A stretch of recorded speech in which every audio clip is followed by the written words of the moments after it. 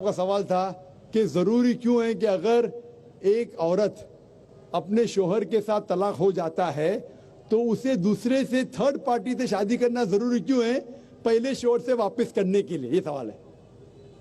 सवाल अभी दोहरा है, जवाब दे रहा हूं मैं।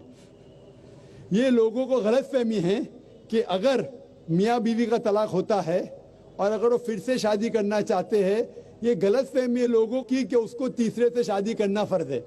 कुरान में साफ तौर पे लिखा हुआ है सूरह बकरा में सूरा नंबर 2 आयत नंबर 228 से लेके 242 तक तलाक का पूरा डिटेल दिया गया है, किस तरीके से तलाक दिया जाता है।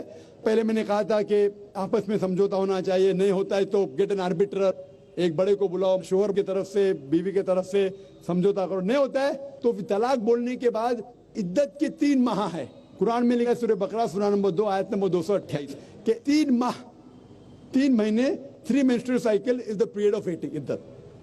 3 महीने के बाद द डिवोर्स इज कंप्लीटेड। लेकिन 3 महीने के दरमियान अगर मियां बीवी वापस में रुजू होना चाहते तो हो सकते, तलाक नहीं होता है। लेकिन अगर 3 महीने तक रुजू नहीं होते और अलग हो जाते और 1 साल बाद उन्हें ख्याल आता है अरे हमने गलत किया, हम फिर से शादी करना चाहते, तो कुरान की आयत है सूरह बकरा सूरा नंबर 2 आयत number 232, do not prevent the women from marrying the former husband. आप औरतों को अपने पुराने शोहर से शादी करने से मत रोकिए। तो वो औरत फिर से अपने पहले शोहर से शादी कर सकती है, लेकिन नया निकाह नया मेहर, न्यू मैरिज न्यू मेहर।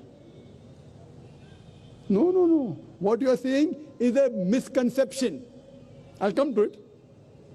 लोग समझते हलाला की जरूरत है, हलाला जैसी कोई चीज कुरान में है नहीं, मैं उसके ऊपर आऊंगा। लेकिन फिर से शादी करने के बाद फिर से इन लोग जिंदगी बसर करते हैं, 3-4 साल बाद फिर से कुछ ना इत्तेफाकी होती है, फिर से तलाक। वही तरीके से समझौता करो, बड़े को लेके आओ, तलाक बोलो, 3 माह रुको, फिर जाओ।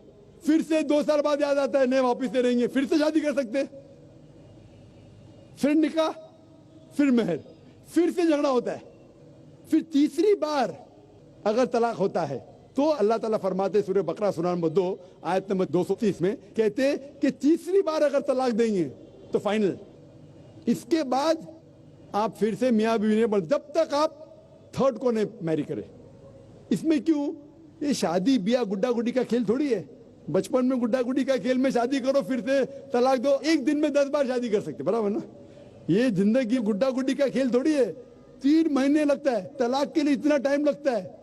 प्राइवेट मीटिंग, फिर बड़े लोग से मीटिंग, फिर 3 माह, फिर जुड़ो प्यार से, एक दूसरे पे कीचड़ मत उछालो, फिर शादी करो। मैंने मेरी जिंदगी में किसको भी नहीं देखा जो सही तरीके से तीसरी बार तलाक हुआ, मैं देखा नहीं अभी तक के। 1 बार हुआ देखा होगा, 2 बार, तीसरी बार तो देखा ही नहीं मैं। ये अगर आप गुड्डा गुड्डी का खेल करते तो फिर 1 बार आपने रिजेक्ट किया, 2 बार रिजेक्ट किया, 3rd बार फाइनल, फिर आप दूसरे से शादी करो। आप प्लान नहीं कर सकते, आप दूसरे से शादी करो और रो। और फिर पता लगा आपको मैं पहले शोहर से नाराज थी, सिर्फ दिन में 6 घंटा देते थे, ये नया शोहर तो 2 घंटा देता है, तो पहला वाला अच्छा। नो, दाल आटे का भाव मालूम पड़ेगा। मेरी माँ मुझसे कहती थी मार्केट जाएंगे तो दाल आटे का भाव, दाल और आटे का भाव, आप समझे ना। तो हो सकता है क्या, मालूम पड़ा मैं मेरे शोहर से झगड़ा करती थी, वो बीवी कहेंगी, मालूम पड़ा क्या नया शोहर तो पुराने वाले से बदतर है, आप समझ रहे ना। और फिर अगर नए वाले से डिवोर्स हुआ, सेम तरीका, आपस में समझौता, प्लानिंग नहीं। अगर प्लानिंग करेंगे कि एक रात तुम्हारे साथ सोऊंगा और फिर तलाक देना, ये हराम है, आप समझ रहे ना। ये कुछ लोग करते हैं, मैं जानता हूं मुस्लिम माशरे में, वो हराम करते। प्लानिंग करना, तुम्हारा शोहर बनूंगा, एक रात बाद तलाक दूंगा, फिर तुम शोहर शादी करना, ये हराम है। कुछ लोग करते हैं, गलत करते, कुरान में ऐसा नहीं लिखते। तो अगर तीसरी बार तलाक के बाद या पहली तलाक के बाद भी, पहले बार तलाक दिए, दूसरे से शादी किए, फिर पता लगा सही नहीं, तो वापिस जा सकते, आप समझे ना।